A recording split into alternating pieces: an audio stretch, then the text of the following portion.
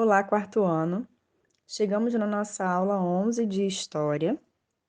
Hoje é dia 10 de julho de 2020 e vamos falar sobre o primeiro contato entre indígenas e portugueses. Livrinho na mão, porque a nossa aula já vai começar. Hoje faremos da página 72 até a página 77. O primeiro contato foi de muita estranheza, tanto para os indígenas quanto para os portugueses, pois eram duas culturas completamente distintas, pertenciam a mundos muito diferentes um do outro. Nesse primeiro momento, o contato foi amigável e se deu lá no litoral. Trouxe esse trecho da carta de Pero Vaz de Caminha, que mostra um pouco de como o português entendeu o indígena naquele primeiro momento. Vamos ler juntos? Viu um deles umas contas de rosário brancas. Fez sinal que lhes dessem e fogou muito com elas, e lançou-as ao pescoço, e depois tirou-as e meteu-as em volta do braço, e acenava para a terra, e novamente para as contas, e para o colar do capitão, como se dariam ouro por aquilo. Esse trecho, que está grifado de vermelho, mostra um pouco também desse princípio de relação que os portugueses e os indígenas vão travar, que é o que nós chamamos de escambo. Vamos falar sobre isso um pouquinho mais à frente. Hoje, a carta de Pero Vaz de Caminha se encontra na Torre do Tombo, em Lisboa, lá em Portugal. Eu trouxe mais um trechinho que vai mostrar como os portugueses entendiam o indígena naquele momento. O trechinho diz o seguinte: a barbárie deles ser tamanha que se não entendia nem ouvia ninguém. O português entendia o indígena enquanto bárbaros. O que é isso, tia Sara? Significa que eles pensavam que os indígenas não tinham civilização. Considerava que eles eram bárbaros. E o que o português queria fazer com o indígena naquele momento? Além de praticar o comércio, ele queria também catequizar o indígena, civilizar, cristianizar o indígena.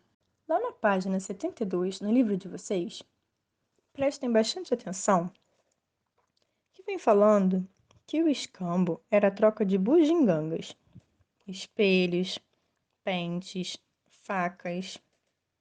Mas nós já sabemos que o escambo é uma prática muito antiga que consiste na troca de mercadorias. Muito antes do dinheiro ser como nós conhecemos hoje, através do papel, das moedas, dos cartões, o escambo já existia. Era a troca de mercadoria entre as pessoas. E foi assim que os portugueses e os indígenas comercializaram. Os portugueses já tinham interesse em expandir as rotas comerciais, vocês lembram? Eles queriam chegar às Índias para estabelecer comércio. E eles estabeleceram comércio aqui com os indígenas, através do escambo. O contato amigável entre os portugueses e os indígenas não durou muito tempo. Houve um verdadeiro extermínio, que se deu pelas armas e pelo contágio de doenças trazidas pelos europeus. Doenças hoje banais, como a gripe, sarampo, coqueluche, e outras mais graves, como a tuberculose e a varíola, vitimaram muitas vezes tribos inteiras, pois os indígenas não conheciam essas doenças. Eles dominavam as plantas medicinais, com doenças que eles já conheciam. Essas doenças que os portugueses trouxeram eram novas, e eles ainda não sabiam como lidar com elas. A relação dos indígenas com a natureza sempre foi muito forte, mas os indígenas só retiram da natureza o que eles necessitam para sobreviver. Como a base da economia indígena era a colheita, a caça e a pesca, a agricultura do milho, do amendoim, do feijão, da abóbora, da batata doce e principalmente da mandioca era praticada somente por algumas tribos de forma bastante primitiva. O modo de plantio dos indígenas era chamado de coivara. Eles arrancavam as árvores e queimavam o mato para poder plantar. Como as queimadas desgastam muito a terra, as tribos tinham de estar sempre se mudando.